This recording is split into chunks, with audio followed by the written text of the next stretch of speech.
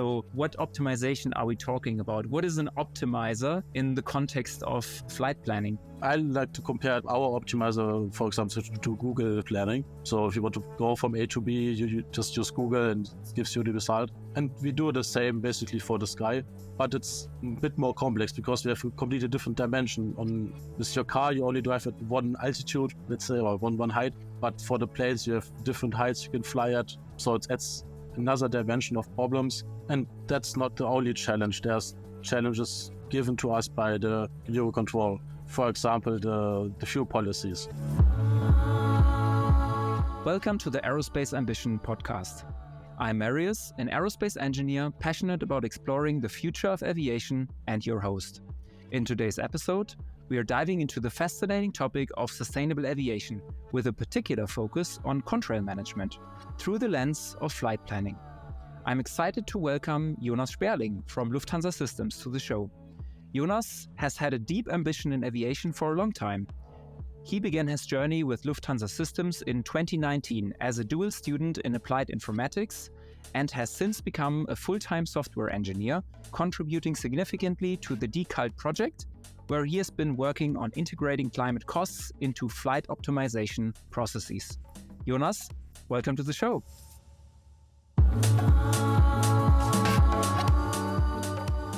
Hey Marius, great to be here and meeting you again. Great to meet you again, right? Because we've met in person at the Contrails event in London and had some initial conversations, and I immediately saw it would make sense to continue this conversation and also include your valuable point of view here. But before we dive into some of the technicalities, I'd like to ask a rather personal question, and that is, you as a smart programmer, you could do so many things, you could solve so many problems. What is it about sustainable aviation that fuels your ambition? The challenge in aviation is quite interesting because we all know sustainability and everyone can have an impact. And they always say aviation is bad for it, for the sustainability because of how much CO2 emission a flight is producing. But then if you look at the total emission that is producing, as well as if you break it down to a per kilometer per person value, it's way better. If it's a full plane, it's better than a car even. And contrails popped up there in this topic and directly started with the DKULT project when I started in Lufthansa Systems, and it just hit the right spot for me. It's really nice working on this, meeting a lot of different colleagues as well. So it's not only Lufthansa Systems here, but very much broad in the aviation industry. Yeah, that passion totally resonates with me as well, because it seems to be this interesting triangle of aviation, sustainability, and I don't want to say AI, but there is a software component to it, right? And that includes, it must be somewhat scalable. And I think that's what drew me into this problem space. And within that problem space, Lufthansa Systems takes an active role. We've mentioned the project, which we cover in just a bit, but more generally, what is the role of Lufthansa Systems in, promoting sustainable aviation? What is your lever? Yeah, maybe I can start about Lufthansa Systems in general. When it says in the name, it's Lufthansa. We are a subsidiary of the Lufthansa Group, but we do not only provide IT solutions for the Lufthansa. We have a lot of 350 airline customers for the whole Lufthansa Systems. Yeah, part of Lufthansa Systems, for part of the product line is Lido. So this is our flight planning solution. And we're providing the best or the optimal flight trajectory for the airlines. And for contrails, this can be extended with contrail avoidance as well. So this is our impact. We give the airline the platform to do contrail avoidance. Yeah, and from the studies that are out there, it is clear that persistent warming contrails have a huge role to play. So by tackling that issue, no matter in which stage we are of the solution, but by tackling that issue, it certainly is a contribution. So maybe we can break it down a little bit for the audience. During a typical flight, at what stages does Lufthansa Systems technology come into play? So our product is very early in the chain of flight events. We are even way before the flight, actually. How it's done in the aviation industry with filing the flight plan is done like 4 hours in advance of the actual flight start.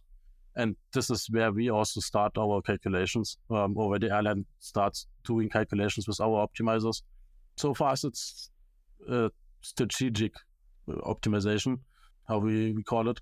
This has some challenges, but also needs to be done, getting the right amount of fuel, and also Eurocontrol or the ATC sectors needs to be coordinated. Okay, there's a flight coming in at this time, and this is where we are doing the main job of it.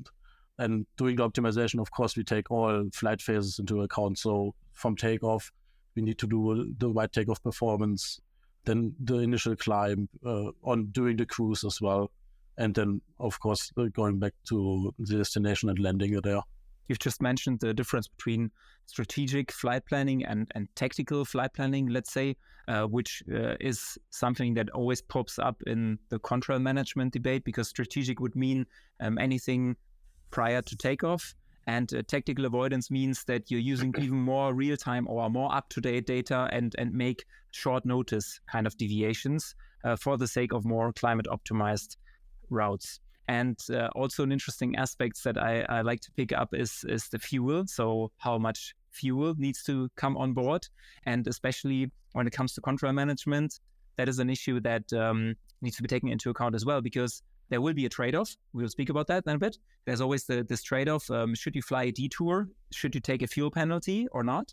But to take a fuel penalty, you need, in the first place, to have that additional fuel on board, right? So taking all these aspects into account certainly is part of the value chain. Now, you have a background in informatics. So I suppose you have a couple of friends that are coming from the same background as well. And I'm wondering, when we speak about contrails, and you speak with them, about contrails, how do you explain what contrails are and how they become problematic, since they might not come from an aviation background? It's quite challenging to get this knowledge into, like, some friends. They all heard about contrails or more like chemtrails. Yeah, contrails itself also probably mostly not known, but it's more like if you say the whole word, so condensation trails, then at least you know. And if not, you just say, okay, you looked at the sky at some point and then you see this white streak behind the aircraft. So this is how I'm explaining, okay, what is a contrail in the first place? But it's definitely, for physical science, it's harder to explain, as it's created in an ice super saturated region. So it needs to be very cold, very humid, together with the aircraft emissions. So the soot, for example, the small particles that are created there from the emissions, they can create these contrails. And I always explain, okay, just because there's a contrail doesn't mean it's good or bad. So you have the short-term contrails that have almost no impact. You can see it as the sky as well. Like, there's 5 minutes later, the contrail is already gone, or sometimes even shorter after a couple of seconds.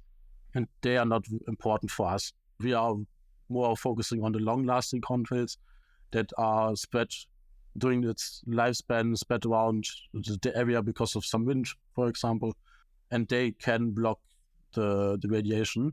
So how I'm going to explain it is, during the summer, during the night, if there's a cloud layer, it stays quite warm during the night. But if there's no cloud layer, temperature drops quite a bit more than with the cloud layer. So this is a nice explanation. I'm doing this for my friends.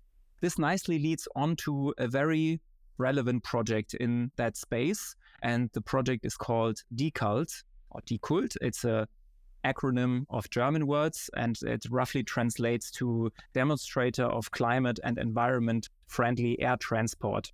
That project, what is the primary objective of that project and what makes it special? In this DKULT project, we are mainly focusing on getting the knowledge from the research into the industry.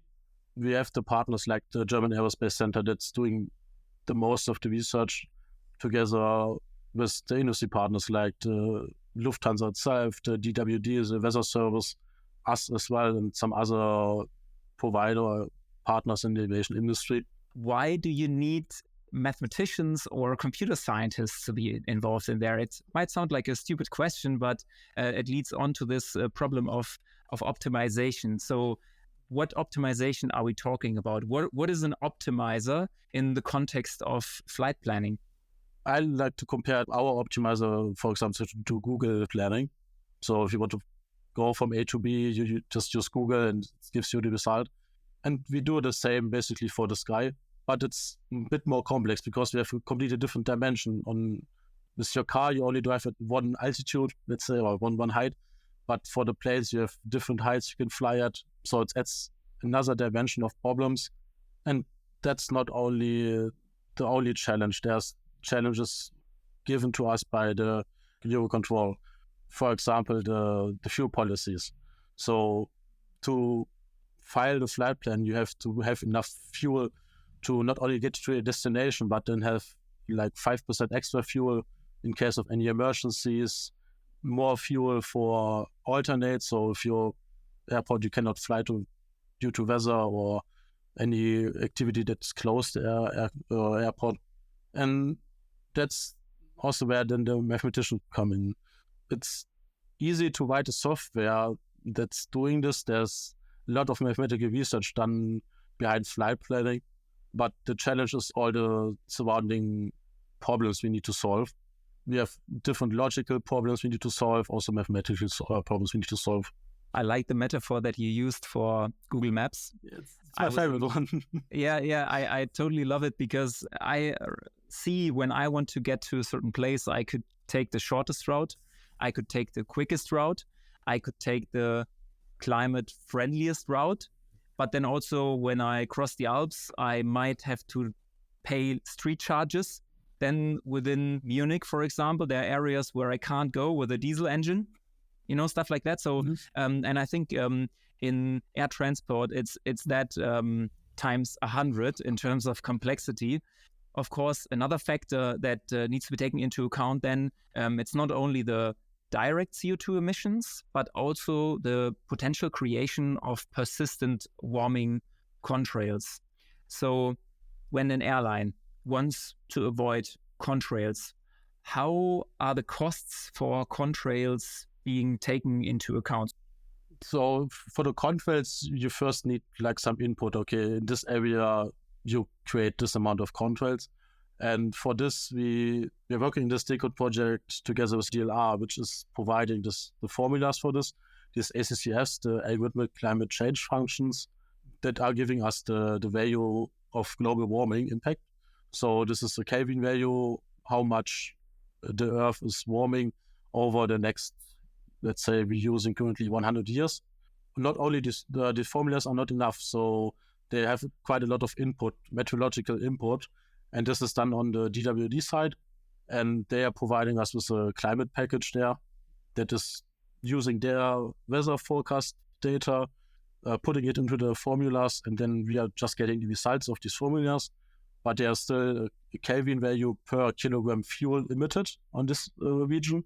So what we have is a grid of contrail emission points, and when we do the optimization, we are focusing on the cost. So it's a dollar value, for example. But we cannot just add the Kelvin value to this, as it doesn't fit with the unit. So we need to convert the Kelvin into a dollar price. And for this, it's a highly political value, actually. Currently, based on the ETS scheme, actually, we're using a price for this. As we know, also, we're not only getting this ACCF for contrails, we're also getting it for CO2 itself and for water vapor and NOx as well. The CO2 is a constant factor, so I could calculate the price for 1 Kelvin of warming based on the CO2 price. And this can also be set by the airline. So in the emission trading system, it's based on the airline. They have this own, let's say, price for 1 ton CO2. So they can set it, and then it's calculated back to a price for the Kelvin, and this Kelvin will then be used for converting the global warming Kelvin into a dollar price, and then this is our cost function at the end. Right. Okay. So if I try to close the circle with a Google Maps analogy here, then what you could set is, for example, the street charges. What is the amount of a certain street if I pass it. And that is an input that might be political, but that's not what you're focusing on. You're focusing on the fact that once this parameter is set, that there is a scalable software solution, then to take it into account and, to find the best route based on these input values. Exactly. That's our main approach, doing it cost-based. So we're not closing any area where contrails are forming. That can happen based on the ratio as well between fuel price and contrail price, that we still emit some contrails if it's deemed that any other trajectory around the contrail area is more expensive or needs more fuel than it would save in contrails. I'm trying to get a sense here of what is the entry barrier for an airline to actually adopt this. So let's say I'm using your software already, then I probably today have the option to set certain charges or set certain parameters, and based on that, I get an optimized flight route. Maybe a quick question in between. Can you, in that optimization, also avoid clear air turbulence? Turbulence is quite a tricky one in the optimization, especially for us in this strategic optimization before the flight is actually taking part. And at least from what I've heard from my colleagues, the forecast for especially clear air turbulence is not as good because it's very localized, and pilots don't necessarily follow the flight plan as well. How does it look like for a tactical avoidance? Can we avoid the clear air turbulence on a tactical level? Where do we stand? Yes, this is definitely the way to go at the moment. There are different tactical tools for this. Lido also has a product for this. And they use on their EFB on their tablet during the flight. They also can see turbulent areas, and then the pilot can decide, okay, I want to deviate from this. All right. Yeah, Professor Williams also mentioned that it is hard to predict this. This is a very chaotic kind of a process, the emergence of these turbulence areas. But I would assume that given a certain model, which comes with a certainty around the prediction, that you could then plug that in if you wanted, right, into the cost optimizer, right? Yeah, if we get the forecast for this, we once again need like some conversion to cost dollar value. So some kind of passenger satisfaction or safety equation. And I don't know if there's any airline that has a direct idea what this could be. Yeah. This is a hard challenge as well for us. Maybe then getting back to contrail management, and maybe it's the first time that I say contrail management might be easier than that in this case, because then at least you can put a certain value there within your tool. Now, if I'm an airline and I want to start trialing this, what is for me the effort to start doing this in my, let's say, strategic flight planning? So under the condition that the optimizer is used in their productive environment, it is as simple as one button, actually. So for us, we always provide solutions for the customer. They cannot only optimize by cost, but also by fuel, for example. And this is only one switch that they need to do. So optimize by fuel. Okay, for today, okay, I know I'm flying over it's more time critical, for example, or the ATC sectors are quite expensive, then they can also do the full cost optimization. And for contrail, it's just one more button, let's say, that needs to be pressed. And then the optimizer is doing its thing. It's optimizing based on the costs. And the dispatcher gets the trajectory. It doesn't matter if there's a contrail area on the way or not, because if it's not on the way, then the contrail cost is zero, and they would get the same result as a cost-based optimization. If there's a contrail area during this flight, then it's avoided based on the optimum cost. That sounds like a very scalable and straightforward solution, to be honest, if it's just pressing one button.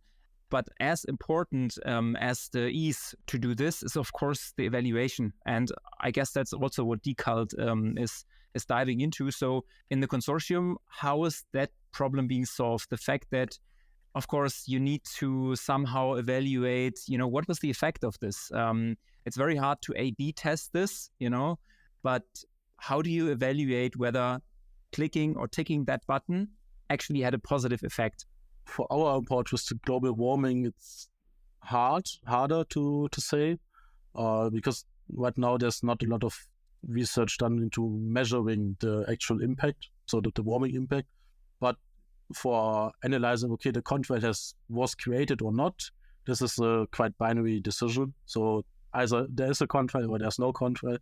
And for DKULT, together with this 100 flight trial we are doing right now, we get some information regarding this from the pilots, for example. So they can look out of the window and see, okay, the briefing said, okay, this area there should have been contrails formed, but I don't see them. That could either mean there was no plane there, just as simple as that, or there was now no contrail formed. And in the DKULT project, we are also focusing on validating the contrail data, but this is, I would say it's at least not my area in this DKULT project. I know that the DWD is working on this together with the DLR to validate this, but I don't know their specific methods actually. Yeah, fair enough. I mean, I invited you because we want to speak about the scalability aspect and the software aspect, and that's why if you are interested in more of the weather aspect, we also had Carmen Emmel and Björn Rüdiger Beckmann on. What I would like to follow up upon is the fact that you said it's a binary kind of decision. Is that something you would like to elaborate on? Because my immediate thought was actually one and the same contrail could be warming or cooling, and there are different extents of the warming when it's persistent. So maybe you could explore a little bit this binary aspect. The binary aspect is only for is there a contrail or no contrail. As you said, they can have different impacts or warming or cooling. There's no easy measurement. There's no thermometer that's going to work in there that's saying, okay, this contrail is cooling now, or this is warm. And this is, I guess, the problem with validating the impact at the moment. And yeah, when we were in London, I learned that the main focus still was on correctly predicting if a contrail is created or not, and less the focus on their impact. I think one thing that is important to stress here, I mentioned it in the beginning, is the fact that it's a long chain, making that contrail management process happen. And of course, there's, small elements in there, and every element has an input, process, output. And of course, you guys rely on the input that you get. And right now, one of the biggest problems that we have is the actual raw data of relative humidity at cruising altitude. Now, that has to be taken into account. There is an uncertainty around that data. Hence, there is an uncertainty around the output or the recommendation, that comes from the optimizer. How do you ensure that your customers, the airline users, have sufficient transparency around, the certainty or the reliability of that output of your step? We are only a data user, and we don't know yet what will be the political landscape with contrail avoidance. And if politics say, okay, you need to use the contrail prediction from this one provider, then airlines also cannot change this. But let's say if the provider is open to the airlines choosing, we can give them some feedback, okay, or they need to look into, okay, those are the providers and they give me this confidence. And for us, it's hard to estimate this because we are only really taking the data, we're using it. Where this data comes from is not in our expertise, actually. We can only maybe provide the airline, okay, you can change the provider based on your needs. So many projects, they try to increase the certainty of this. Other projects, they try to prepare the scalability and the operational aspects, right? And we've discussed DKULT now, but another project is the TF100. So for anyone who has not heard about TF100, could you just briefly outline what that project is about and which role Lufthansa Systems plays in it? Yes, sure. So starting last year, there was like a working group inside the German ministry, and one result of this was, okay, we want to actually do contrail avoidance flights in regularly scheduled environment. To do this, there were 4 airlines that said, okay, we're going to do this. It was Lufthansa, Condor, TUI, and DHL, and everyone said, okay, 100 flights in total would be the goal, and this was the starting point of it. And because Lufthansa was there, DHL was there, and they are already part of the DKULT project, and the T100 is now also part of the DKULT project, so it was put together. So we're using our new prototype optimizer that is doing has the contrail avoidance functionality, and yeah, we are sitting together every Tuesday and Thursday with the airlines, and we are looking at maps provided by DWD for contrail areas, and then we are selecting flights out of this. And yeah, it's highly manual, so I'm getting the flights, I'm calculating it on our end with the optimizer, and then I'm sending back the results to the dispatchers. So they need to put it manually again into the system, and then the flight will hopefully be flown like it was planned by me. I suppose that's something that is related to the spectrum from manual to highly scalable, is also the question whether, this management should be driven in a centralized way by ANSPs, by the air traffic management, or whether it should be driven by the operators in a decentralized manner. And this nicely leads on to the question which our previous guest, Andrew Chan from the Rocky Mountain Institute, asked. And he asked, what does the end state look like in the future? How do you see the balance between operator-initiated versus ANSP-managed contrail avoidance? This needs to be a combination of both. You cannot do one or the other. For the airlines, they need to do the contrail avoidance, they need to file the flight plan with this. But the daily operation shows, okay, this flight is scheduled at a specific time, but then there's problems, there are delays of any kind. And this changes the time the flight is leaving or crossing an airspace or a contrail area. And the contrail areas can be very time sensitive as well. So there needs to be the combination that also the ANSPs know about the contrail areas. And for example, if the flight is delayed and the contrail areas is getting bigger, like horizontally or vertically bigger, then we don't know it because our forecast was quite old, our calculation was quite old in this case, and the ANSP has the real data. So at the real flight time, and they then need to tell the pilot, okay, for contrail avoidance, please descend one flight level.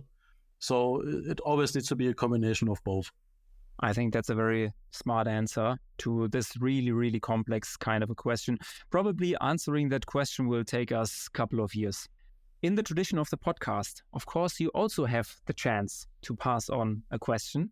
And our next guest happens to be a representative from an ANSP, and that is from the German ANSP, Deutsche Flugsicherung, or DFS, and it's Jörg Buchsbaum, who's leading the innovation there. What question should I ask him? So it would be quite interesting to know from Jörg what their plan is for providing the contrail areas to their ATC controllers, and if they have done any kind of study for this already. I'm sure Jörg will expect this kind of a question from me, so it's a fair question. I take it on. This guest is already set in stone. You can wish for another guest. Does anyone come to mind that could be a good guest for this podcast? I had another ANSP in mind, actually, the Eurocontrol. So there's this Rüdiger Ermantraut that has done some trials actually during the Corona pandemic, so in 2020, and they recently published a paper for this already. So maybe they can give you some insights what they are doing on their end. They're also starting some different trials at the moment, so this will be quite interesting to know. I'm smiling right now because, in the one but last interview, it was Paul Williams, who wished for Rachel Burbage from Eurocontrol to be there. And in an interview which is scheduled in the future already, I will have Marilyn Bastin on the show from Eurocontrol. So, I can hear the voices, we will have Eurocontrol on, and probably it should be more than one interview based on the feedback that I receive here. Now, Jonas, this was a great pleasure. Thanks for all the explanations and sharing the interesting work that you do. And speak soon. Speak soon. Thanks for having me. Thank you. Bye-bye.